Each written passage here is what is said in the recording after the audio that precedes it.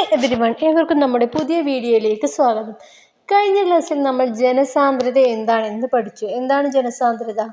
ഒരു ചതുരശ്ര കിലോമീറ്റർ പ്രദേശത്ത് താമസിക്കുന്ന ജനങ്ങളുടെ എണ്ണമാണ് ജനസാന്ദ്രത എന്ന് നമ്മൾ കഴിഞ്ഞ ക്ലാസ്സിൽ പഠിച്ചു. അത് വിവിധ സംസ്ഥാനങ്ങളിലെ ജനസാന്ദ്രത അവിടുത്തെ ഓരോരോ കാര്യങ്ങൾക്കനുസരിച്ച് വ്യത്യസ്തമായിരിക്കും. ഇനി ഇന്ത്യയിലെ ജനസംഖ്യ വളർച്ചാ നിരക്ക് എന്ന ടോപ്പിക്കാണ് നമ്മളിപ്പോൾ പഠിക്കുന്നത്. എന്താണ് ജനസംഖ്യാ വളർച്ചാ നിരക്ക്? ഒരു പ്രദേശത്തെ ജനസംഖ്യയിൽ നിശ്ചിത കാലയളവിൽ ഉണ്ടാകുന്ന വർധനവിനെയാണ് ജനസംഖ്യാ വളർച്ചയെന്ന് പറയുന്നത്. ശതമാനക്കണക്കിലാണ് ജനസംഖ്യാ വളർച്ചാ നിരക്ക് സൂചിപ്പിക്കുന്നത്. ഏത് കണക്കിലാണ് ജനസംഖ്യ വളർച്ചാ നിരക്ക് സൂചിപ്പിക്കുന്നത്? ശതമാനക്കണക്കിൽ. ജനസംഖ്യ മുൻ വർഷത്തെ അപേക്ഷിച്ചു എത്ര ശതമാനം വർദ്ധിച്ചു എന്നതാണ് ജനസംഖ്യ വളർച്ചാ നിരക്ക്.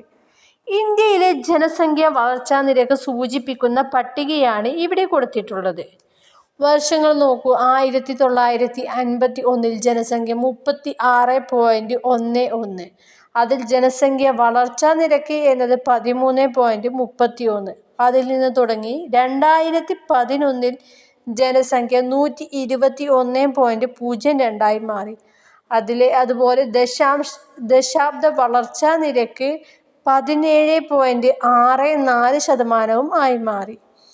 ഇനി ഇന്ത്യയിലെ ജനസംഖ്യ വളർച്ചാ നിരക്ക് 1971 ശേഷം കുറയുന്നതായി കാണാം. ഒരു രാജ്യത്തിൻ്റെ ജനസംഖ്യയിൽ മാറ്റം വരുത്തുന്ന കാര്യങ്ങളാണ് ജനനനിരക്കും മരണനിരക്കും കുടിയേറ്റവും. ഈ ചാർട്ട് വിശകലനം ചെയ്ത് നോക്കാം നമുക്ക്. ജനനനിരക്ക് വർദ്ധിക്കുകയും മരണനിരക്ക് കുറയുകയും ചെയ്യുമ്പോൾ ജനസംഖ്യ വർദ്ധിക്കുന്നു. എന്നാൽ ജനനനിരക്ക് കുറയുകയും മരണനിരക്ക് വർദ്ധിക്കുകയും ചെയ്യുമ്പോൾ ജനസംഖ്യ കുറയുന്നു. ജനനനിരക്കും മരണനിരക്കും തുല്യമാകുന്ന സമയത്ത് ജനസംഖ്യയിൽ മാറ്റം വരുന്നില്ല. കുടിയേറ്റം എന്നത് ഒരു പ്രദേശത്ത് ജനസംഖ്യ വർദ്ധിക്കുന്നു, എന്നാൽ മറ്റൊരു പ്രദേശത്ത് ജനസംഖ്യ കുറയുകയും ചെയ്യുന്നു. ഇനി ജനനിരക്ക് എന്താണെന്ന് നോക്കാം. ആകെ ജനസംഖ്യയിൽ 1000 പേർക്ക് എത്ര കുഞ്ഞുങ്ങൾ ജീവനോടെ ജനിക്കുന്നു എന്നതാണ് ജനനനിരക്ക്. മരണനിരക്ക് എന്നാൽ ആകെ ജനസംഖ്യയിൽ 1000 പേർക്ക് എത്ര മരണങ്ങൾ നടക്കുന്നു എന്നതാണ് മരണനിരക്ക്. കുടിയേറ്റം എന്നാൽ ഒരു പ്രദേശത്ത് നിന്ന് ജനങ്ങൾ മറ്റൊരു പ്രദേശത്തേക്ക് താമസം മാറുന്നതാണ് കുടിയേറ്റം. കുടിയേറ്റം എന്നാൽ ഒരു പ്രദേശത്ത് നിന്ന് ജനങ്ങൾ മറ്റൊരു പ്രദേശത്തേക്ക് താമസം മാറുന്നതാണ്. ഇനി നമുക്ക് ജനസംഖ്യ ഘടന അഥവാ പോപ്പുലേഷൻ സ്ട്രക്ചർ എന്താണെന്ന് നോക്കാം. ജനസംഖ്യയെ വിവിധ പ്രായക്കാരുടെ ഗ്രൂപ്പുകളാക്കി തിരിച്ച് ആകെ ജനസംഖ്യയിൽ ഓരോ ഗ്രൂപ്പും എത്ര എന്ന് ആനുപാതികമായി വിശേഷിപ്പിക്കുന്നതാണ് പ്രായഘടന. ഉദാഹരണത്തിന് 0 മുതൽ 14 വയസ്സ് വരെയുള്ളവരുടെ ഗ്രൂപ്പ്, 15 മുതൽ 59 വയസ്സ് വരെയുള്ളവരുടെ ഗ്രൂപ്പ്, 60 വയസ്സ് മുതൽ പ്രായമുള്ളവരുടെ ഗ്രൂപ്പ് എന്നിങ്ങനെ തരംതിരിച്ച് വിശകലനം ചെയ്യാറുണ്ട്. ഈ ഗ്രാഫ് കൊടുത്തിട്ടുള്ളത് ജനസംഖ്യ പ്രായഘടന വിതരണം എന്നതാണ്. ജനസംഖ്യ പ്രായഘടന വിതരണത്തെക്കുറിച്ചുള്ള ഒരു ഗ്രാഫാണ് ഇതിൽ കൊടുത്തിട്ടുള്ളത്. ഇത് നമുക്ക് നോക്കിയാൽ അറിയാലോ. ഇതിൽ 60 വയസ്സിന് മുകളിൽ പ്രായമുള്ളവർ 8%, 0 മുതൽ 4 വയസ്സ് വരെ പ്രായമുള്ളവർ 9.7%, ഏറ്റവും കൂടുതൽ ഉള്ളത് 15 മുതൽ 59 വയസ്സ് വരെയുള്ളവരാണ്.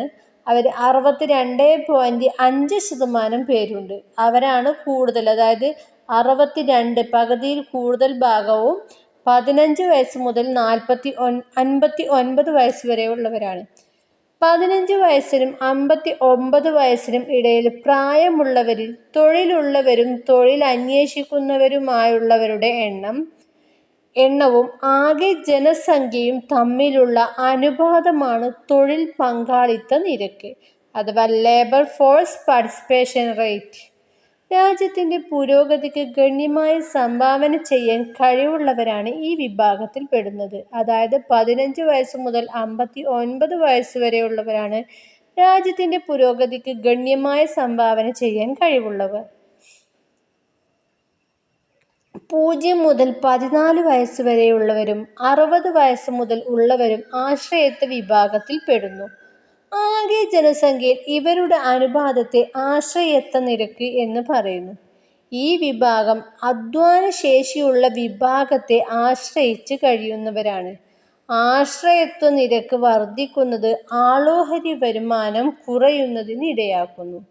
15 വയസ്സിനും 59 വയസ്സിനും ഇടയിൽ പ്രായമുള്ളവരിൽ കുറെ പേർ തൊഴിലില്ലാത്തവരായുണ്ട്.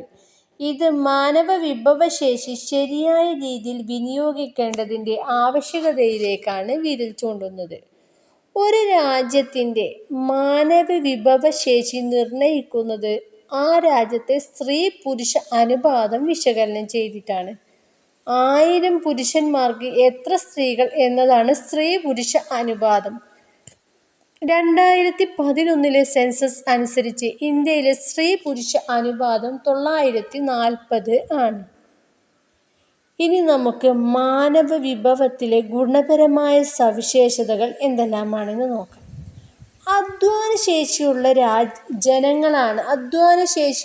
ജനങ്ങളാണ് ഒരു രാജ്യത്തിൻ്റെ കരുത്ത്. അധ്വാനശേഷിയെ മെച്ചപ്പെടുത്തുന്ന ഗുണപരമായ ഘടകങ്ങളാണ്: 1. വിദ്യാഭ്യാസം, 2. ആരോഗ്യ പരിപാലനം, 3. പരിശീലനങ്ങൾ, 4. സാമൂഹിക മൂലധനം അഥവാ സോഷ്യൽ ക്യാപിറ്റൽ. ഏതൊക്കെയാണ് അധ്വാനശേഷിയെ മെച്ചപ്പെടുത്തുന്ന ഗുണപരമായ ഘടകങ്ങൾ എന്നത്?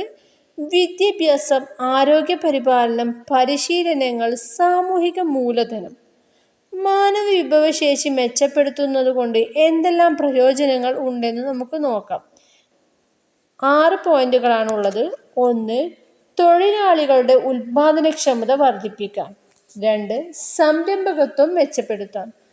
3. സാമൂഹിക ക്ഷേമം ഉറപ്പുവരുത്താം. 4. സാമ്പത്തിക അന്തരം കുറയ്ക്കാം. 5. പ്രകൃതി വിഭവങ്ങൾ ഫലപ്രദമായി വിനിയോഗിക്കാം. 6.